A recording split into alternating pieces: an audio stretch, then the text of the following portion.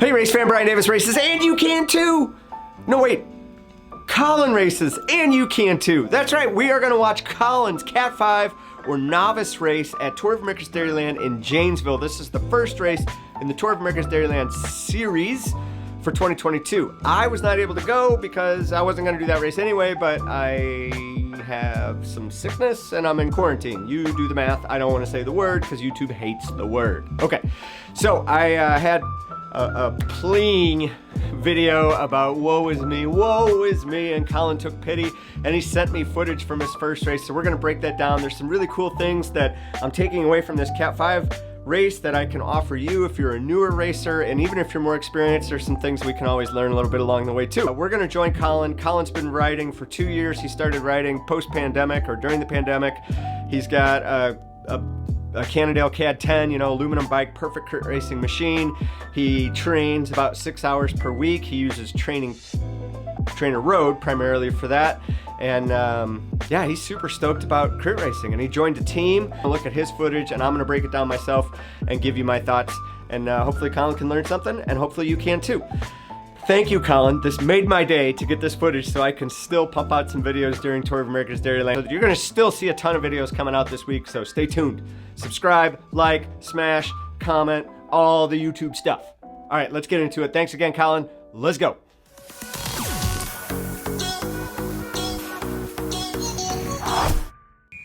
All right, Colin, on the start line, great job. You're right at the front. There's 13 people in this race, so not a huge race, but at least position yourself correctly as much as you can. Things you can control. If you can get to the front of the line, that's great. So we're gonna focus just on the race, no other stuff, but I asked Colin a couple questions, what he felt like he did well. He did cornering well, stayed in the draft, tried to use the downhill sections to rest. Real quick comment on this rider on the right. Look, he's wearing soccer shoes on flats. That's fantastic.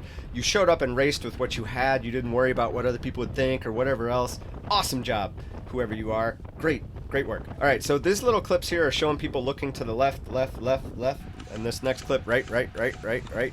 This little Cat 5 tick that people have. Try to get rid of that, because if you focus on your line and you going straight, the chances of you taking somebody else out is going to be much better. Every time you look to your left or to your right and turn around, that's more danger, so avoid that.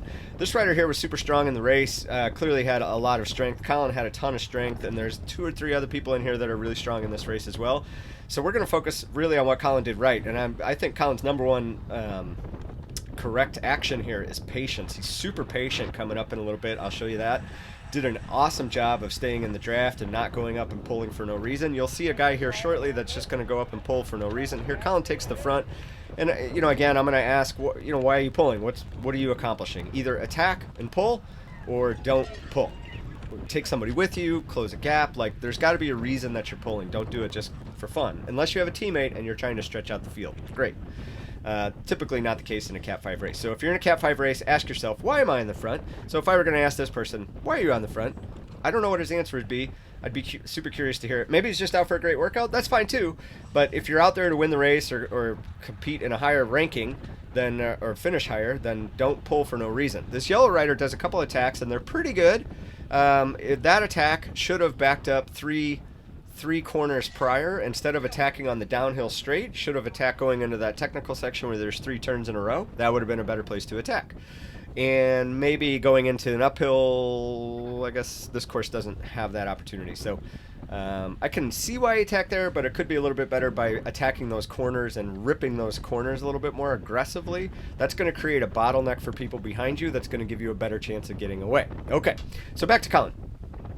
So this person, again, is just going to pull for a long time. So Colin pulled 1 lap, and then this guy's going to pull. And the point of why I cut those out is I just wanted to show you the difference in the wattage that Colin's having to do, and it's much less. So Colin thought his heart rate was pretty high throughout the race, and it certainly seems high to me, but mine's always low. He thought maybe it was hot, and the caffeine that day certainly could be a factor. So I think mostly, honestly, it's probably the nerves of racing. This was the first race of Tour of America's Dairyland.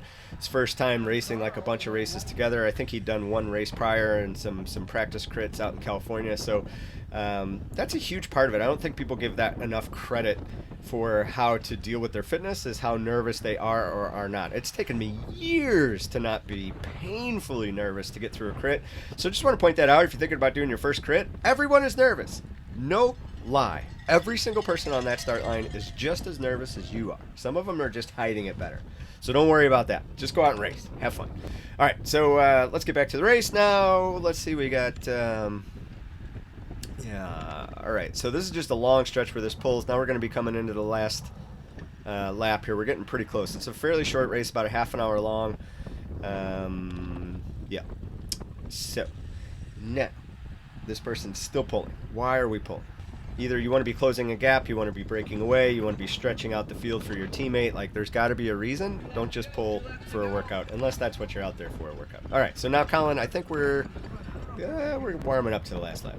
That was just a long stretch to show you how long that guy pulled. So he clearly had a lot in his tank. And I'm sure if you asked him, he's like, I'm barely pulling. I'm just kind of putzing around. But your version of putzing around is hurting other people because they did lap some riders. So that effort could have been used elsewhere. This yellow rider does a good job of attacking again. Again, should have done it in the turns instead of on this downhill straightaway. Not the ideal place to do it. Colin's going to close this up to this green rider, and then I want you to watch this. This is artful patience. So when he catches up to this green rider, he's not killing himself. You can see he's not going to 1,000 watts to close this gap. He's not freaking out. He's very patient, and this is going to reward him handsomely. Handsomely, this patience. So there's 3 riders up here. I think that's 3 up there. And Colin's still, like, he's strong enough to close this. I can tell from the footage, but he's purposely not doing it. He's letting this green rider close this gap up and do the work, or the group up in front is going to become kind of disjointed and not really pull through. So the yellow rider's doing most of the work up there. You can see he's looking around like, are you guys going to do anything? And they're not. So eventually he's going to be like, well, forget it. I'm not going to do it anymore. Now I think we're pretty much right at the last lap. So sure enough, green rider closes that whole gap. Colin saved a huge amount of matches right at the end of the race by being patient. Now it could have bit him. It could have bit him, but it didn't. It didn't. All right, Colin, great job. So now we're getting in the last lap. Colin's 5th rider. There's probably 13 people in the race. A couple people got lapped, so I'm assuming there's 3 to 4 other people behind him. And again, that patience is just going to pay off. So here's the move, and I'm fine with this move. This is a long-range attack going into the finish. These other guys are thinking they're going to line up like Mark Cavendish and are waiting for this perfect lead out, which no one's going to give because no one has teammates. So I think Colin played this perfectly. If maybe would have hit that just a little harder, and a little bit closer to this turn, perhaps, but that's nitpicking because I can't comment on the result because Colin crushed it. He's going 30 miles an hour here. That's no joke.